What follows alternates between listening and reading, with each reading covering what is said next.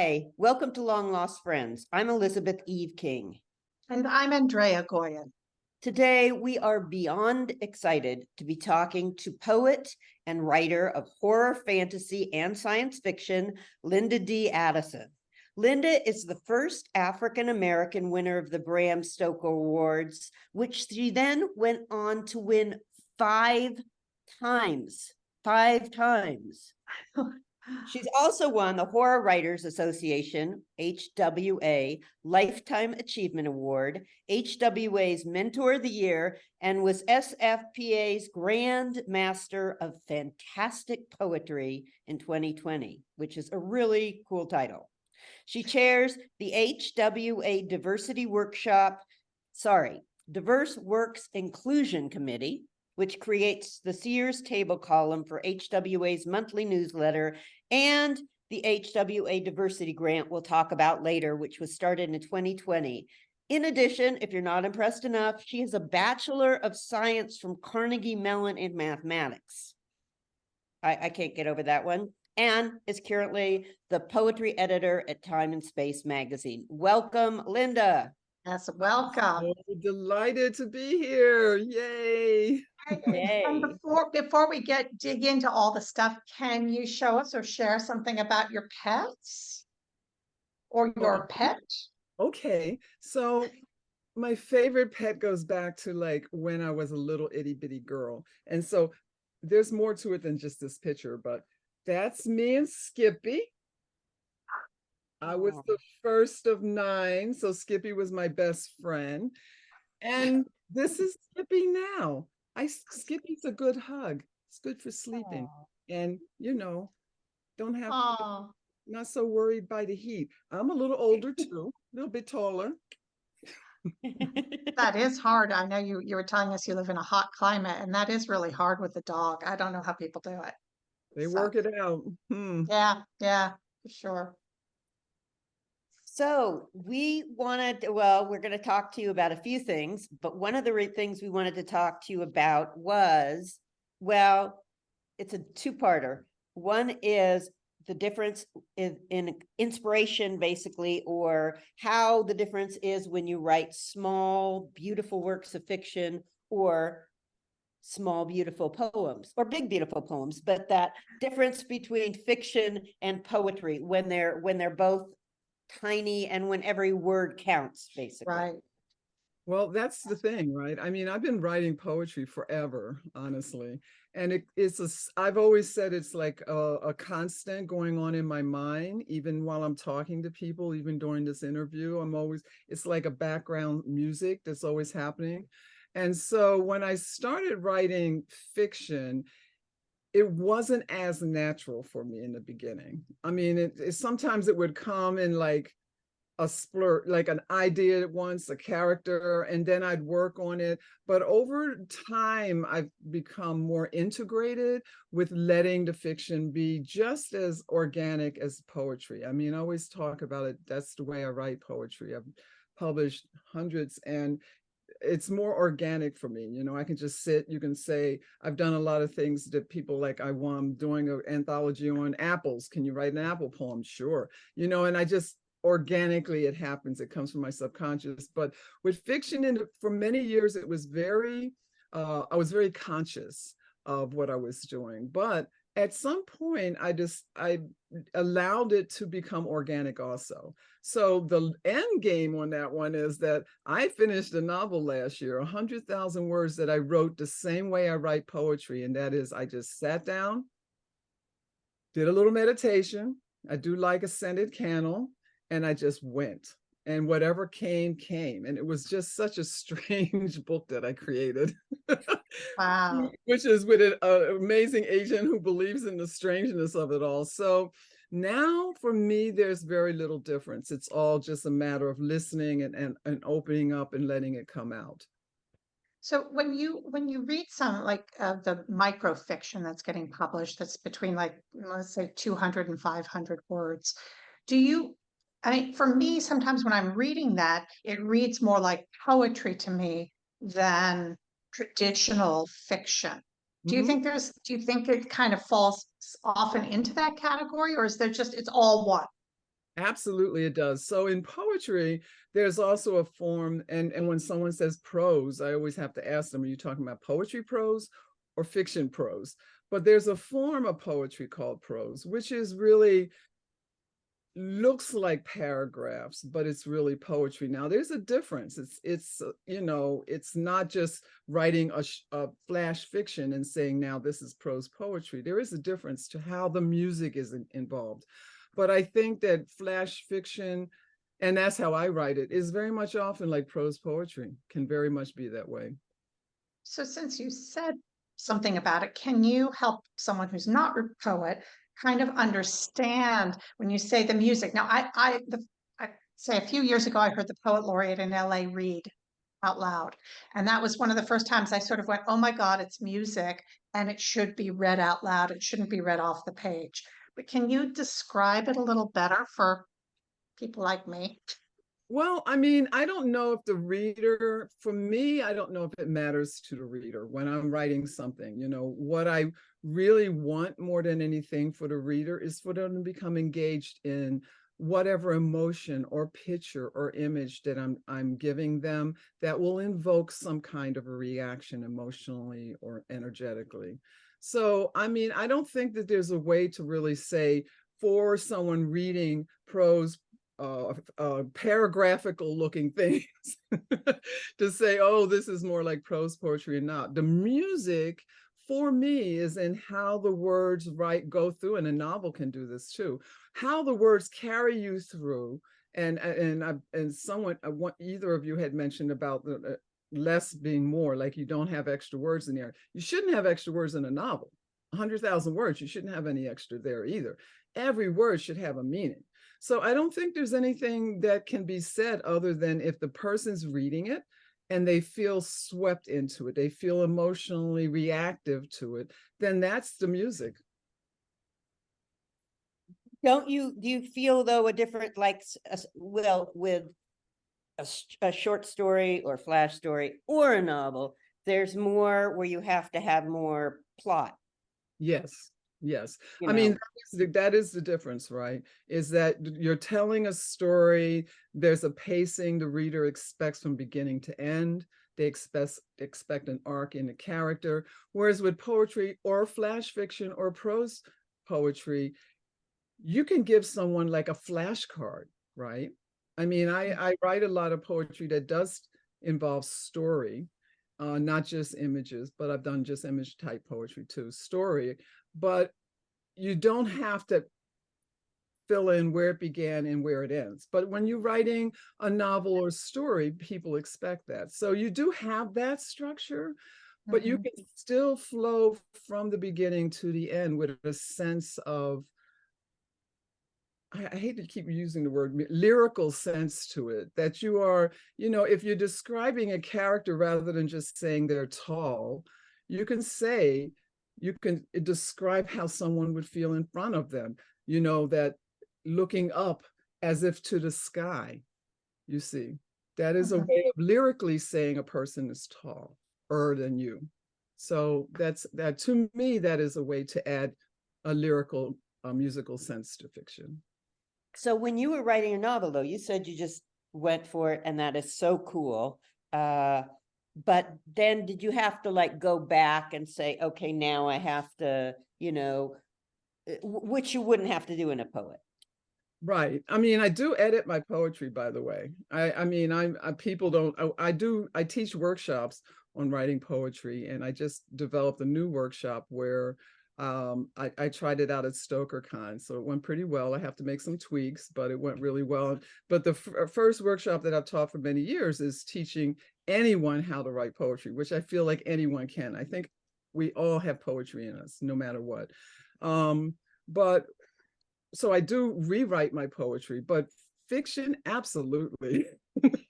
I mean, I know some of my things that I always have to look at when I go back to fiction. I have to worry about what's called white room syndrome, where I'm so connected to the character and what they're feeling, I don't describe the setting. So I always have to go back and do that. I have passive voice situations. So no, with the novel, oh my gosh, there was so much rewriting, and I had a very a good friend of mine, Gordon Linsner, who was original publisher of Space and Time magazine. I had him go through and he gave me hundreds of corrections, which I was very happy about, actually, because I knew I needed it. So no, there's a big difference between once you finish a fiction piece and going back, and then, you have to, I have anyway, a lot more that I have to do with rewriting and editing it. Did you, Elizabeth and I were talking, oh, sorry, we always talk over each other before we sat down with you today. And one of the things we were hoping you could kind of help us with is how, when you're writing, what defines horror versus fantasy? I know sometimes they combine, but kind of what makes a poem a horror poem? That's a great question, because when I first started writing, I did not know I was writing horror poetry. Sure. I was just writing, and I still don't always know. I was so honored, struck speechless at winning the first Bram Stoker that I won, because I did not think of my poetry that way. But the thing about horror is that it is an emotion. I mean, whenever you hear a horror writer talk, mostly we talk about it being an emotion. So if you write something, be it a poem, a story, or a novel, and you invoke a feeling of, list all the negative things, right? Fear, loneliness, all of those kinds of negative feelings that you can invoke with your writing, that is how you end up with a tag of horror. I mean, my poetry, for the most part, is not about blood and guts. There's not a lot of monsters. I mean, I've written a couple. I can do it. But in general, so I always call my poetry psychological horror, as opposed to blood and guts or hardcore. There's like 15, 20, 30 different levels of flavors of horror, and mine is more like that. So I think that's how you end up with movies or books or stories where people say they wouldn't have thought of that as horror, but it shakes the person who's watching it and listening to it or reading it. And then that's where the horror tag comes in. Yeah, I actually hear that a lot from other writers, that they had no idea they were writing horror. So that's interesting. I'm sorry, Elizabeth, you had a question. oh, I had a question, but there's a very visceral quality to a lot of your poetry, where very, it just gets you. And so maybe that's the horror. I don't always think of it as horror either, but it's very like gripping, and the imagery is very, sort of, the imagery goes like this to you, shakes you up. On purpose, not an accident. No, I think that is, and it's developed to be more so like that. I mean, I've always been inspired by real facts. I love when I'm writing. There's like half of my brain that likes to do research on a factual thing, and the other half that goes like totally woo-woo. And so I've said to people that when you read my work, if you read some fact in there, then that fact is real. For example, I have a poem in The Place of Broken Things, where it's talking about a ghost, and the ghost is from days as a young boy who was a slave. Well, in the poem, I describe something where he's wearing a leather thing around his neck with a ring. That is real. You can go look that up. That's how young boys who were slaves, so they could put them, tie them with the ring and take them where they want to. So any fact, I mean, that's a sad fact, but there's a lot of other facts that when I have science fiction poetry, which have been published in Asimov's science fiction magazine, things in there where I talk about anything that I've described that might be on a quantum physics or whatever, that's all real fact. So I think that's great. I mean, I'm the same with my stuff, like science in it. And it really bothers me when I read something where they use science and some places, in fact, Rumblefish, which is a huge book, right? But they use this Siamese fighting fish as a metaphor, completely wrong, completely how it doesn't happen in science. And it drives me nuts. It just drives me nuts, because they could have found a metaphor that would have worked for what they wanted, that would be true. yeah. And so That's what I loved about your poem. I told you I pulled it back out. Oh. Like I edited the 2018 Rising anthology for the Rising Award. You see that? I edited that. See that Black Mermaid? Not an accident. So anyway, trying to live life as meaningful and mindful as I can. So that's the thing that I loved about your poem, Signs That the World Might Be Ending or Making Pink Lemonade. I mean, it was like kind of like seeing all of it through like this wild haze of weirdness, but real. You know, there's a lot of things that you say in here that like when you're reading it, it's like, yeah, and then what? So, I mean, I think you do a really good balance with that. And I've read your other work to say the same. But when someone doesn't and it throws the reader out, Exactly. And then I also feel like you're doing a disservice when you use biology so incorrectly. I just feel like that's a real, because it's not always nice. In fact, it's usually not, especially the rumblefish analogy where they're saying, well, if these fish were given more space instead of, fighting, they'd be peaceful. No, they still fight. They just lose all their beautiful colors. So right. it's like opposite and kind of horrific in a way. Yeah, but I'm very mindful of that. And as I said, everything is, I've tried to write without being inspired by real facts, and I can't do it. Apparently my brain won't let me. So that's why, I think it's really important that if you are going to use facts, to spend the time understanding how you're using it. So, yeah. right. I don't know. I mean, maybe I was going to say, I'd love to spend a little time talking about, you put together 6 tips for us that you wanted to share with our watching audience. And we would love, yeah. Would you go through them with us? And I'd be delighted. So I just want to preface this with, of course, when I started writing and thinking about things and learning about writing, I knew about this whole thing of writer's block, right? And then over time, if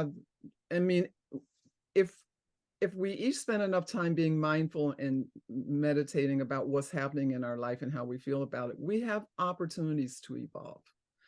So I've evolved to the point now where I don't believe in writer's blocks, but I know everyone else does. So I've come to, when I mentor other writers, or when I'm talking about writer's block, a lot of it is going to be built into what I'm getting ready to say. So the 6 points on how to make friends with writer blocks, which is very important.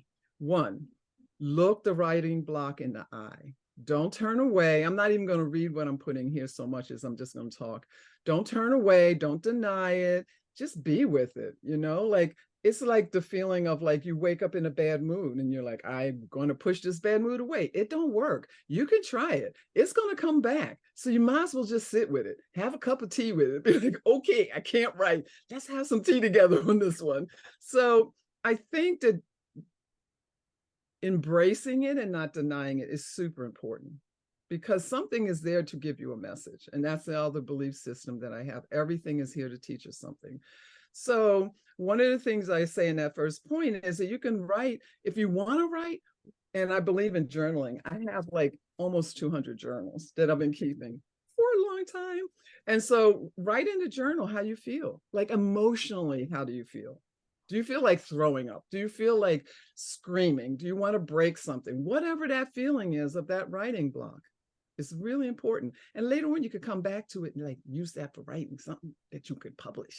Anyway, so I have an example in here of the shortest poem that I've written that was published in Frog Pond magazine. It's called A Senru. And it was inspired because I couldn't write that day and I'm always journaling. So the poem is, letters avoid words, dreams dissolve. So I send this to this magazine. This guy sends me a whole like full page about how he loved it because it embraced the idea that you write a love letter and you try to express your love to a person, but the relationship doesn't working, the dream of the, and I was like, okay. Literally, letters would not make words for me, and my dream of writing that day dissolved. So yeah, embrace it, have tea with it, write about how you feel. The second thing is to remember something that I've come to understand all the time, and that nothing stays the same. Change is the only thing you can depend on. So the day that you can't write, don't get tied up in a knot about it. Remember, there were days before where you did write. Tomorrow you might wake up writing. So just know that that feeling, that day, that frustration is not going to last forever.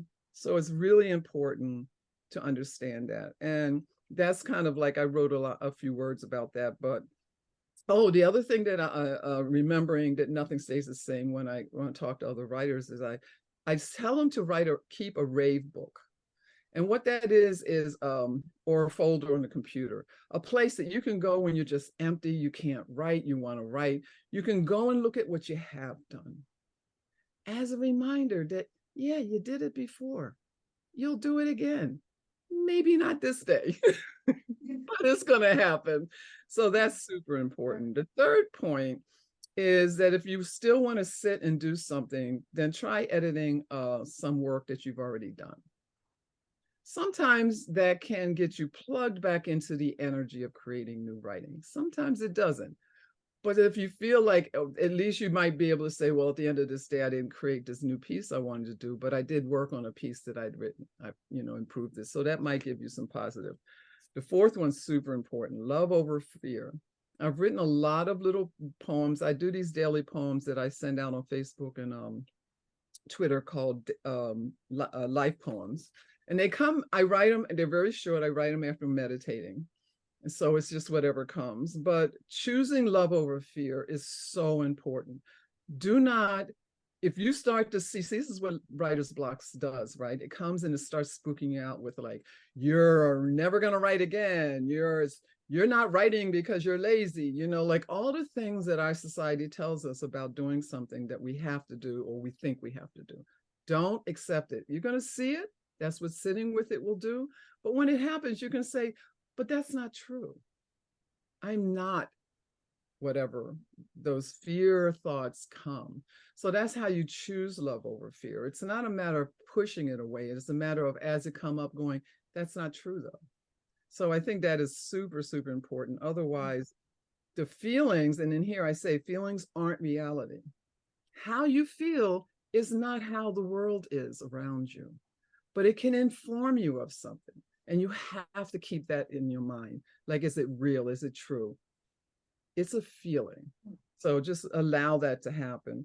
I think the hardest thing for most people is to surrender or accept feeling bad. But I don't know why, because I've learned it happens.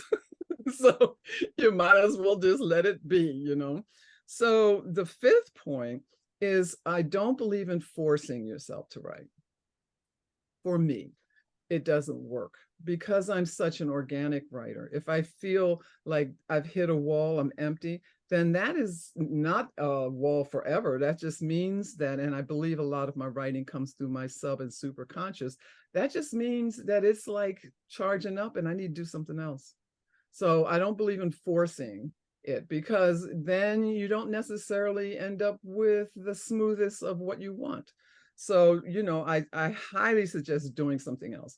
Read, take a walk, take a nap. I love napping. Watch TV, exercise. I go out in my courtyard and I trim my bushes, thoughtless stuff that lets you get out of your head. And that again gives your mind that meditative moment. Because I think writing blocks are just your mind going, I need a minute here. And your subconscious, which never needs time really, is always like, I'm busy, I'm good, but like I need a minute before I talk to you. So, and then the last point, which I've said quite often, is expectations are a dream killer. You want to kill a dream? Expect yourself to do what? Write 2,000 words a day, and then you write 1,999, and then you sit down and go, I'm a failure. I didn't hit my expectation. Not a good thing. So, it's not that expecting to write each day if you're working is a bad thing, but the days that you don't write, that doesn't mean you're bad. That doesn't mean anything. And if you get caught into that, then you can make that a daily thing, right? you hold that in your mind, and the next day you wake up and that fear, I'm gonna not be able to write like yesterday, it becomes a reality. So like just go light on the touch with expectations. And because they can end up becoming judgments, and judgments can really stop you. And that's what you don't want to do. And then the last note I have in my list is not a seventh note. It just says that I'm not referring to anything where someone might actually be depressed or have an anxiety attack. In that case, you should seek professional help. And I've done it. I'm not saying this like from up high. I've been in therapy. I've been on anxiety meds. So, you know, this is not a solution to something where you need more help. And also, what's not on the list, call somebody. That's always a good thing. I've done that. Call a friend and be like, I can't write today. And you know, they're going to be like, but Linda. Five like, times you've won, Linda. 5 times. Just saying, you know, so Yeah. I keep myself surrounded by the signs of the work that I've done. My awards are always nearby. My walls are filled with it, because even with 5 Bram Stokers, can wake up many a day and sit at this desk and be like, ah. So those are my 6 tips. Such great tips. Thank you. Yes, We- thank you. We put them, if it's okay with you, we'll put the list below like a little embedded so people can read it. Is that all right? Oh, please do. And print it and put them on the wall in front of them or behind them. Or in front of our own computers, Elizabeth, Yeah, so right? it's like, I'm just saying, I got those Definitely. little sayings and things all over the place. Yeah, it's so important. Really great. So thank you so much for talking about all Yes. this. It's just like, oh, fabulous stuff. All of it, everything you Uh-huh. say. It's like, Well, it's like poetry. Every word you said is vital and perfect. Thank you so much Yeah. for this. no, thank you. And we always end each section we do with the best thing we learned this week. So I'll start because I usually do. You always do, Elizabeth. I You always always do. Okay, I always do. Okay, so the best thing I learned this week is, you know how they always say eyes are the window of the soul, and you look someone in the eye and everything. Well, male peacocks with all those eyes on their tails, they when they're displaying for the female, they spread them out, right, and they shake them and everything. But apparently the way the feather barb is designed, their little barbs all along are shaking, but the eye remains unmoving, so it's more of a dramatic presentation. And it's like all those eyes are looking at the female saying, hey. Wow, Wow. So cool. That's the coolest thing I learned this week. that is cool. So I had a couple things, but I'll save one. I was, no kidding, on Facebook, I found this, that female bottlenose dolphins and other animals as well, they have found they actually raise the pitch of their voice when they're communicating with their babies. So they are basically comparing it to baby talk, how most animals tend to change a pitch when they're talking to their babies. I thought that was cool.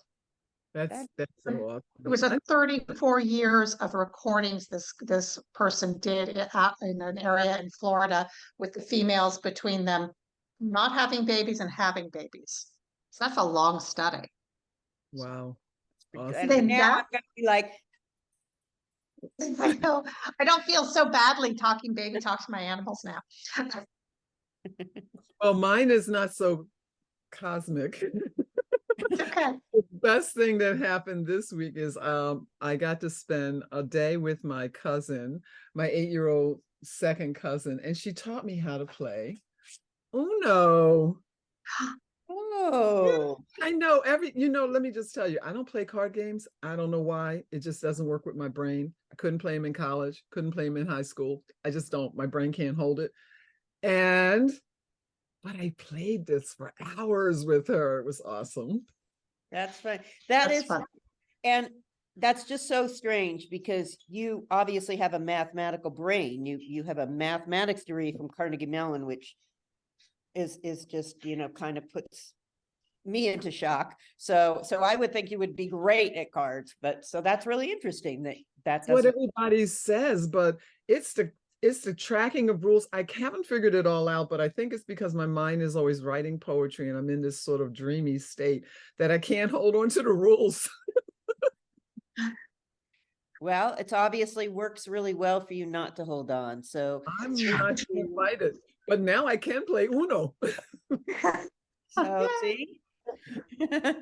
And we also want to thank our producer, Maria Korolov. We couldn't do this without you. Thank you so much for all you do. It's amazing. Yes. It's amazing. Yes. And MetaStellar Magazine, who we are all affiliated with, is an online magazine, and we publish science fiction, fantasy, and horror stories, original fiction. We also publish reprints. And if you'd like to help us out, you can visit our Patreon page. And all of the money that we get goes to paying our original writers. Well, they're all original writers, but the original fiction by those writers. And we would love the support. So come visit us online, read stories. And thank you, Linda, so much. It has been so much fun talking to you. I've loved every second of it. Thank you. Bye, everyone. Bye.